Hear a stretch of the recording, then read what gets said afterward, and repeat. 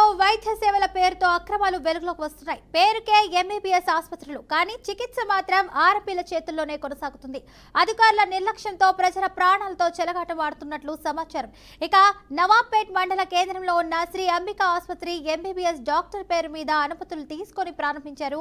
కానీ ఆ ఆసుపత్రిలో వాస్తవంగా చికిత్స అయితే అందించేది మాత్రం ఆర్ఎంపీ శ్రీధర్ అని స్థానికులైతే చెప్తున్నారు. ఇక అర్హతకు మించి వైద్యం చేస్తూ రోగుల అమాయకత్వాన్ని క్యాష్ చేసుకుంటున్నారని స్థానికులైతే విమర్శలు చేస్తున్నారు. ఇక నిబంధనలకు విరుద్ధంగా ప్రతి రోగికి అవసరమైనటువంటి టెస్టులు రాస్తూ అనవసరమైన టెస్టులు రాస్తూ ఇంకా సామాన్య ప్రజలను కూడా నిలువున దోచుకుంటున్నారని స్థానికులైతే ఆవేదన వ్యక్తం చేస్తున్నారు. ఇంత జరుగుతున్నా జిల్లా వైద్య ఆరోగ్య శాఖ అధికారులైతే పట్టించుకోకపోవడంపై తీవ్ర విమర్శలు వ్యక్తమవుతున్నాయి.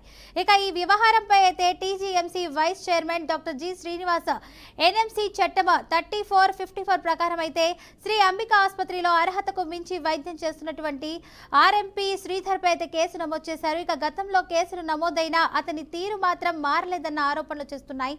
ఇక అర్హతకు మించి వైద్యం చేస్తే చట్టపరమైన చర్యలు తప్పవని డిఎంహెచ్ఓ స్వర్ణకుమారి అయితే హెచ్చరించారు. ఇక ఎంబీబీఎస్ డాక్టర్ పేరుతో ఉన్నటువంటి ఆసుపత్రిలో ఖచ్చితంగా ఎంబీబీఎస్ డాక్టర్ చికిత్స అందించాలని త్వరలో తనిఖీలు నిర్వహించి చర్యలు తీసుకుంటామని తెలిపారు.